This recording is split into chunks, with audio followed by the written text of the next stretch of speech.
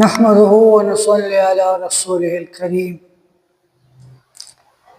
أما بعد فأعوذ بالله من الشيطان الرجيم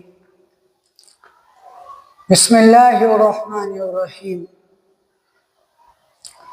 صدقة رد البلاء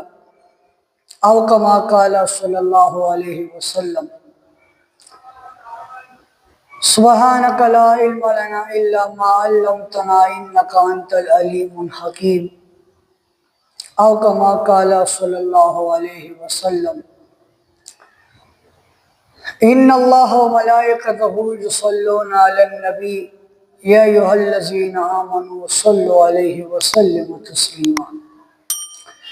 تمام شرانو تشرانو مسلمانانو امید لرم خبر خیر خیریت سره وي او د ژوند په مزو کې وي. الحمدلله یو ځل بیا ستاسو په خدمت کې نوې ویډیو سره حاضر یم. دوستانو صدقه ورکول سره د انسان روان مصیبت خو کوي راتلونکي عذاب کې اخواقی دا صدقہ خالص اللہ دا رضا رپا چیتا ہے صدقہ ورکی تہا انسان رضلنا آدن یتننا اللہ رب العزت خبر دے زمان علماء حضرات فرموی چکل وی صلی صدقہ ورکی تزلد اخلاص سر ورکی دا اللہ دا رضا دا پارے ورکی دا انشاءاللہ منگو علماء نے سکیو دا صدقہ راشی بایا لارشی او چکم ادلون کے عذاب پتہ ماننے روانی یا چکم مصیبت سا شریع روانا اجنگی اگا روان مصیبت یا عذاب اگا چرے ختم کی. زمان دوستانو زمانگا تبلیغی اثرات اکثر رایو خبر کی چھے یو کجورا دیوار کا کجورا دا اللہ دا رضا دا پارا خالص دا اللہ رضا دا پارا. زمانگ علماء زرات فرمائی اور تبلیغیہ جماعت چکم زمانگا مشران میں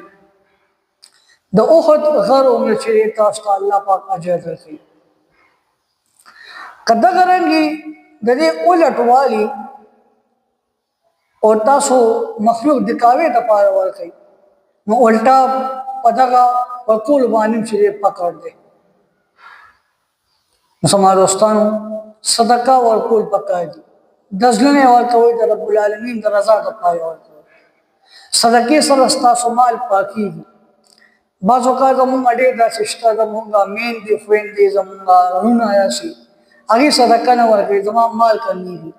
حالانکہ دا دی یو غلط سوچی شیطان پا دوخ گئے چوئی. اللہ رب العزت کی پدی خبروں باندې عمل کو توفیق را نصیب کی. ملک پاکستان کی امن و خیر آواغانی ہو چلے واللہ رب العزت تیرا پاکستان حفاظت کی واللہ رب العزت تیرا پاکستان کی بھی مدد کی.